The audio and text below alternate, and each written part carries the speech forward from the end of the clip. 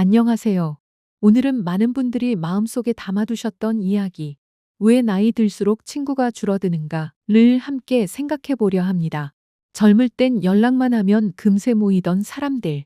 그런데 어느 순간 내 전화에는 자주 뜨는 이름 몇 개만 남죠.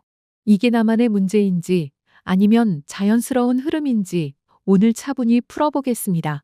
그리고 마지막에는 지금 이 시점에서 관계를 돌보는 작고 현실적인 방법까지 함께 정리해 드릴게요. 줄어듦은 실패가 아니라 방향의 변화. 나이가 들수록 인간관계의 폭은 줄고 깊이는 커집니다. 심리학에서는 이를 사회정서적 선택성 이론으로 설명해요. 시간이 유한하다는 감각이 커질수록 사람은 넓게 퍼진 관계보다 정서적으로 의미 있는 사람들과의 시간을 우선합니다. 즉, 많이보다 소중히가 기준이 되는 거죠.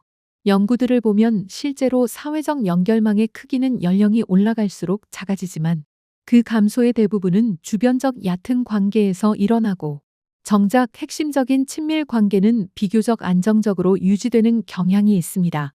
흥미로운 건 네트워크가 작아져도 주관적 행복감이나 삶의 만족도는 꼭 떨어지지 않는다는 점이에요. 남는 관계의 질이 더 중요하기 때문입니다. 그러니 혹시 예전보다 내 연락처가 한가해졌다고 느끼셨다면 그건 인생의 실패가 아니라 우선순위가 성숙해진 신호일 수 있습니다. 왜 특히 중년 이후에 두드러질까? 중년은 역할 전환이 겹칩니다. 일터에선 책임이 늘고 혹은 은퇴 준비, 가정에선 자녀의 독립과 부모님 돌봄이 시작되고 건강 이슈도 서서히 관리가 필요해지죠. 그 과정에서 넓고 가벼운 연결, 즉 약한 연줄 weak ties이 자연스럽게 줄어듭니다. 결혼, 양육, 직장 변화 같은 사건을 거치며 시간, 에너지의 예산이 바뀌기 때문이에요. 초기 결혼 생활을 추적한 연구들에서도 결혼과 부모됨은 주변적 관계의 정리를 동반하기 쉽다는 관찰이 보고됩니다.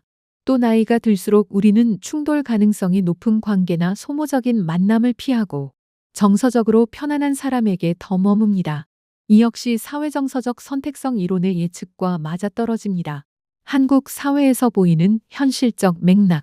한국은 빠른 고령화와 1인 가구 증가가 맞물려 고립 외로움 이슈가 주목받고 있습니다. 보도에 따르면 50, 60대 남성이 고독사의 과반을 차지한다는 통계가 발표되기도 했죠. 중년의 관계망이 급격히 좁아지는 분들이 적지 않다는 방증일 수 있습니다. 이런 흐름 속에서 서울시는 최근 마음 편의점 고독 외로움 완화 공간 같은 실험적 정책을 내놓았습니다. 조용히 앉아 쉬고 간단한 활동을 하며 필요하면 상담도 받을 수 있는 낮은 문턱의 연결 장소를 만드는 시도예요. 외로움이 개인의 약점이 아니라 사회가 함께 다룰 주제임을 보여주는 변화이기도 하죠. 즉, 개인의 선택만이 아니라 사회 구조와 환경도 관계의 밀도를 좌우합니다.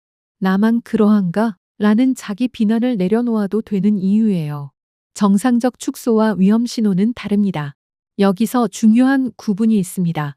하나는 의미 중심으로 자연스럽게 가지치기 되는 건강한 축소. 다른 하나는 고립과 외로움으로 이어지는 위험 신호. 연구에 따르면 외로움 사회적 고립은 중장년 노년의 건강 위험 전체 사망률 포함과 관련이 있습니다. 관계의 질과 연결감이 신체 건강과도 이어진다는 뜻이죠. 그래서 친구가 줄어드는 건 자연스럽다 라고 말하면서도 동시에 외로움이 길게 지속되는지는 꼭 점검해야 합니다. 최근 한 달, 마음 터놓을 사람이 전혀 떠오르지 않는다. 주 7일 중 대화 없는 날이 3일 이상이다. 건강 이슈가 생겨도 누구에게 말해야 할지 모르겠다. 이 중 2개 이상에 해당한다면 관계 재건을 위한 작고 구체적인 행동을 오늘부터 시작해도 좋습니다. 관계의 포트폴리오를 다시 짠다는 마음. 가끔은 가까운 사람 몇 명이면 충분하지 라고 생각하지만 연구들은 가까운 사이와 가까워질 수 있는 약한 연결이 함께 있을 때 외로움이 덜하고 심리적, 신체적 건강도 좋아진다고 이야기합니다. 즉, 핵심 진한 관계 주변 열지만 따뜻한 연결, 이 균형을 이룹니다. 그래서 저는 관계를 다음처럼 나눠보시라고 권합니다. 나를 있는 그대로 받아들이는 사람들. 위기 때 전화 한 통으로 달려와줄 얼굴들. 월 1회 깊은 통화 만남 루틴을 먼저 캘린더에 박아두세요. 약속을 삶의 중심에 두면 다른 일정이 그 주변으로 정리됩니다. 동네 이웃, 동호회, 교회 사교 모임, 예전 동료. 만나면 반갑고 소식만 나눠도 힘이 되는 사람들.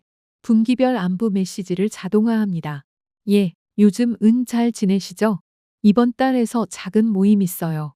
혹시 시간 되시면 함께 차 한잔해요. 메시지는 짧게 구체적으로 부담 없이. 초대에 아니오가 와도 상처받지 않는 선에서요. 평생교육원, 지역봉사, 독서 산책 등산 모임, 취미 클래스. 목표는 친구 만들기가 아니라 리듬 만들기입니다. 같은 시간 장소에 꾸준히 가면 말없이 고개 인사만 나눠도 연결감이 쌓입니다. 지금 떠오르는 이름 한 명에게 90초 안에 안부를 보냅니다.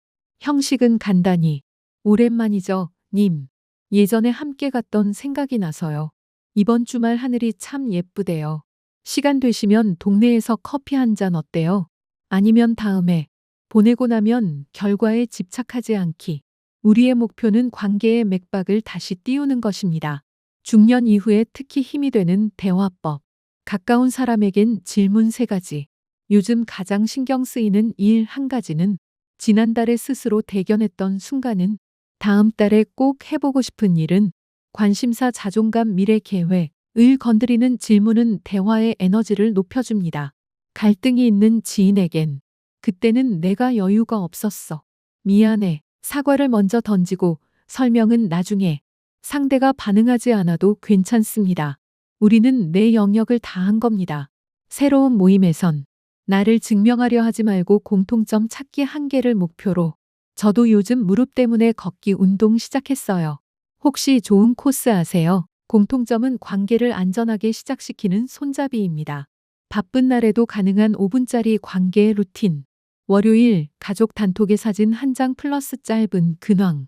수요일 연락 끊긴 지 6개월 넘은 사람 1명에게 이모지 1개 안부. 금요일 다음 주 커피 약속한 건 잡기 30분도 오케이. 루틴은 성공 실패가 아니라 리듬입니다. 꾸준함이 관계의 체온을 지켜줘요. 마음이 많이 지친 분들을 위한 안전망. 만약 요즘 유난히 외롭고 무기력하다면 전문가 상담을 고려해 주세요. 혼자 버티는 시간이 길수록 관계의 문턱은 더 높아집니다. 요즘은 지역마다 낮은 문턱의 상담 만남 공간이 생기고 외로움 완화를 위한 다양한 시도가 이어지고 있어요. 도시 차원의 프로그램도 점차 늘어납니다. 나만 힘든 게 아니라 우리 사회가 함께 배우는 과정임을 기억해 주세요. 오늘의 한 문장. 오늘의 이야기를 한 문장으로 정리하면 이렇습니다. 나이 들수록 친구가 줄어드는 건 자연스러운 변화이고 외로움으로 가지 않게 관계에 포트폴리오를 잡게 그러나 꾸준히 돌보면 됩니다. 지금 이 방송을 들으시며 떠오른 이름이 있으신가요? 방송이 끝나고 90초만 시간을 내서 짧은 안부 한 줄을 보내보세요. 그 한 줄이 오늘의 마음을 타인과 다시 연결해 줄지도 모릅니다. 들어주셔서 고맙습니다.